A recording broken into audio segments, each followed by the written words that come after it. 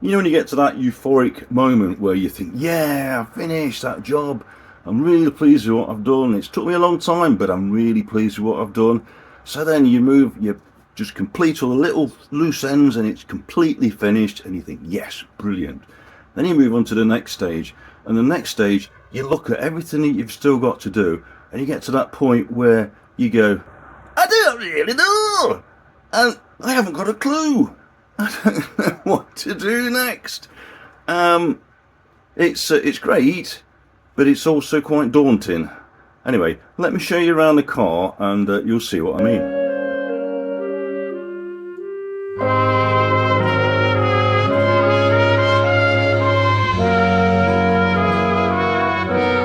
So let's just recap what I've done. The chassis completely finished, all the welding's done, bar a little bit for bumpers and things. That's all done, check. The front suspension turrets, they've all been rebuilt, refurbished, all the suspension's been powder coated and all refurbished. Front and rear. Moving to the rear, we have fitted the folding hood frame. It's still probably not quite in exactly the right position, but it's near enough for what I want at the moment, so a little bit of fine tuning. But biggest job is the seatbelt mountings. That was a big job. They're all finished, ready to mount the seatbelts for the final time. So they're back in the storage box, waiting for the time when it's all painted and all finished. The seats, Mazda MX-5 seats, they are properly installed. Welded brackets bolted to the chassis, so that they are completely finished. I had to do that because the inner seatbelt mounting is on the frame itself, the Mazda MX-5 frame, and it will slide with the seats. So that's all done and finished. The new floorboards, which are slightly longer than the original ones, they're all made and fitted. There's a little bit more fine fitting to do before I properly secure them, but majority of that's done. They're fitted and ready to be treated with the final treatment before I install them in the car. That's all the good stuff I've done so far. Let's have a little look at what I've still got to do. Move on to the scuttle. It's a replica. It's a faithful replica of a TF scuttle that I made many years ago. So that's part of the next job. I need to install that properly, so that it's got a method of being retained by the windscreen feet, which will bolt on here. So I need some kind of bracketry to fasten that on. The side panels here, they are old side panels. The woodwork behind them needs replacing, and I've got some more aluminium skin to remake those, so I've got to do that at some point.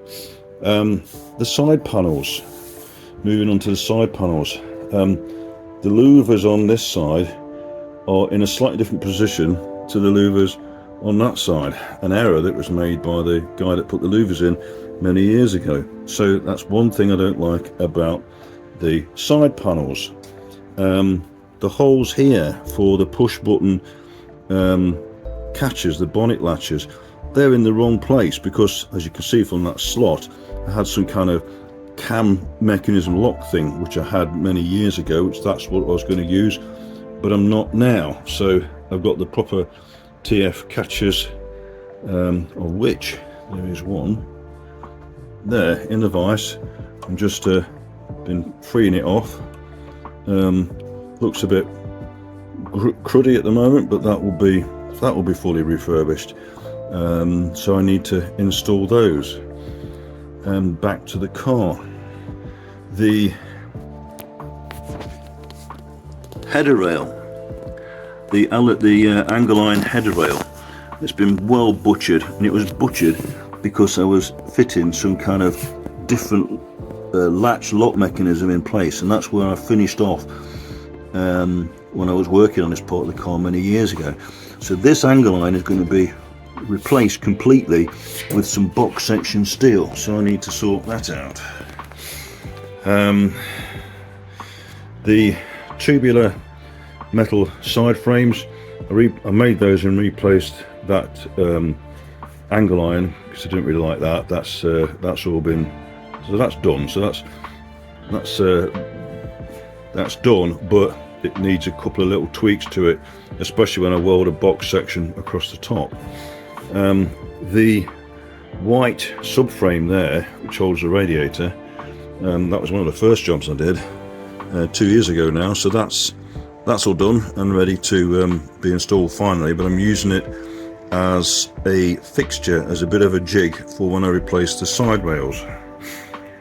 So the radiator grille, that's as it will be. It's got the correct mounting brackets inside now, which I made a couple of years ago, so that needs to go for chrome plating, but that's the least of my worries. So I just want to make sure that's in the right position, or as good a position as I can get it. Moving to the side panel here, there's a huge space around there, which I really don't like. I'd like that to fit a lot better than it does, a lot closer to this, to try and stop the ingress of road dirt into the engine bay. So I've either got to do a lot of welding and repairing or make new side panels. Also, the front of it, it's not long enough from the top to the bottom. It's too short basically. So all in all, it's looking like I'm going to remake those side panels. So the bulkhead, that's all complete. Just wants a little bit of dressing back, a little bit of fiberglass filler, and priming in epoxy primer. So that's all good. I'm pleased with that. So that's a job that's properly finished, and all the holes on the top are in the right position for the pedal boxes. The steering column to pass through there, which has got a bearing on, which is the subject of a separate video. Bearing to hold the steering shaft in a nice, stable, solid position. The holes there for the heater matrix. So the only last thing I'm going to do is the battery box. So I've got to finish making the battery box and put a drain in it out the side. So yeah, that's still to do.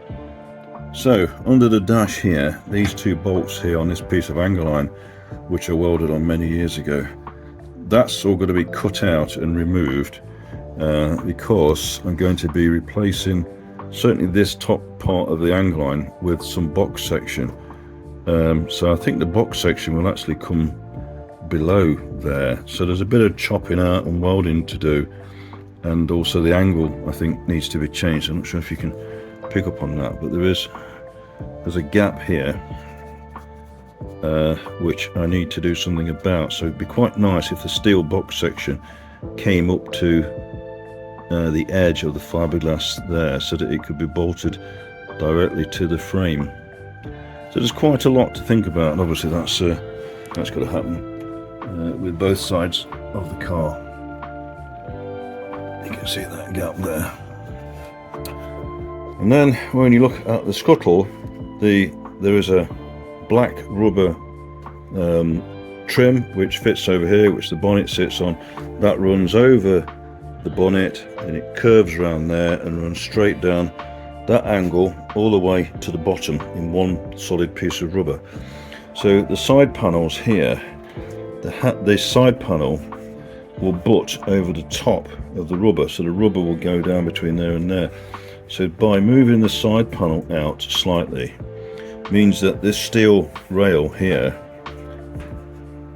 this box section, well this angle line which I'm going to be replacing, I thought it was just going to be a straightforward replacement of that with box section steel, but I don't think it can be. I need to probably move this further outboard. So you can see it's quite a lot for me to think about. So in my usual fashion, what I'll do, and what I have done, is I've slept on it for a couple of days now, and I've been in here just sort of poking around, playing with a few ideas, moving stuff about slightly, thinking about it, letting it just sink in, rather than rushing to make a decision. Well, I'm going to do that. It's kind of there's a lot coming together here, you know, the fit of the bonnet and the panels. There's a lot got to come together here, as well as changing some of the structure at the front of the car. Thanks for watching and subscribing. See you in the next one.